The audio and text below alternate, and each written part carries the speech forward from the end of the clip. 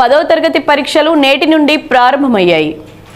శనివారం నుండి 10వ తరగతి ఎగ్జామ్స్ ప్రారంభం కావడంతో విద్యార్థులు ఉదయాన్నే పరీక్షా హాల్స్కు వెళ్లారు. ఉదయం 9:30 నుండి 12 గంటల వరకు విద్యార్థులు పరీక్షను రాశారు.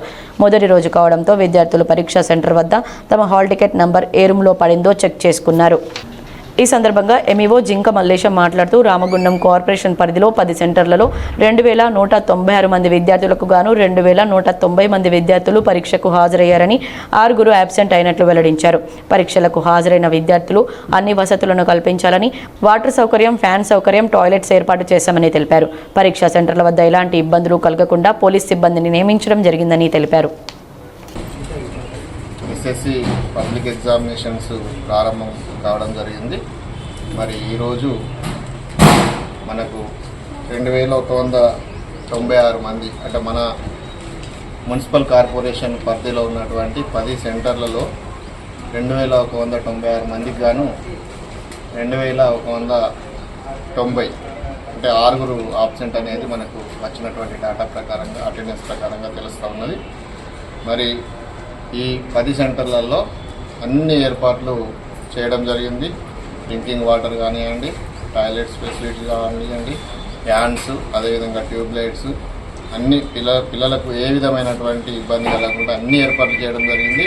అదేవిధంగా హెల్త్ డిపార్ట్మెంట్ వారు కూడా వచ్చి పిల్లలకు ఓఆర్ఎస్ ప్యాకెట్లు, వాళ్ళు ఏమైనా ఇబ్బందులు ఎదురైతే వారికి సంబంధించిన ట్యాబ్లెట్లు అన్నీ కూడా వాళ్ళు అందుబాటులో ఉంచడం జరిగింది. పూర్తి స్థాయిలో పోలీసు బందోబస్తు కూడా ఎట్లాంటి ఇబ్బందులు లేకుండా బందోబస్తు కూడా ఏర్పాటు చేయడం జరిగింది. ప్రశాంతంగా అన్ని సెంటర్లలో ప్రశాంతంగా పరీక్షలు ఈరోజు కంప్లీట్ కావడం జరిగింది.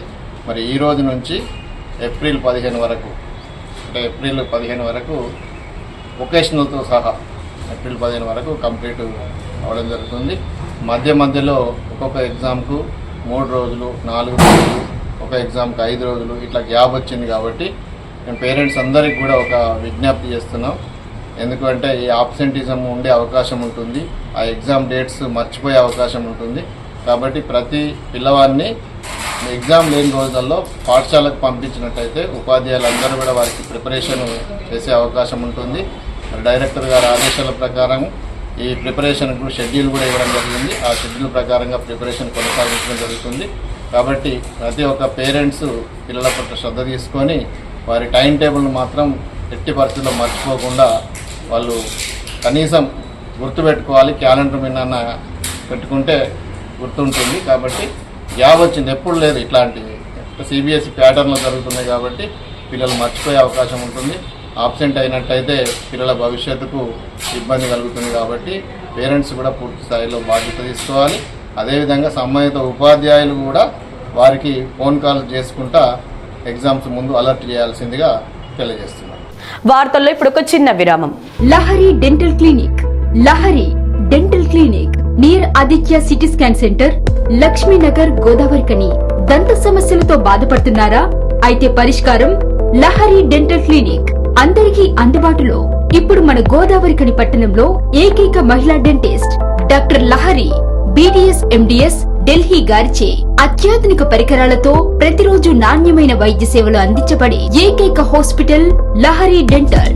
మా ప్రత్యేకతలు: single sitting root canal treatments, ఎత్తు, వంకర, సందుపండ్లు సరిచేయుట, జిర్కోనియా, ఫిక్స్డ్ దంతాలు, ఇంప్లాంట్స్, కట్టుడు పండ్ల సెట్, లేజర్ తో సర్జికల్ ట్రీట్మెంట్స్, స్మైల్ డిజైనింగ్, విరిగిన దవడ ఎముకలకు చికిత్స, చిగుళ్ల వ్యాధి, నోటి దుర్వాసనకు శాశ్వత చికిత్స, చిన్న పిల్లలకు మరియు సిండ్రోమ్ అండ్ ఛాలెంజ్డ్ పేషెంట్లకు అన్ని రకాల స్పెషలైజ్డ్ ట్రీట్మెంట్స్ కలదు.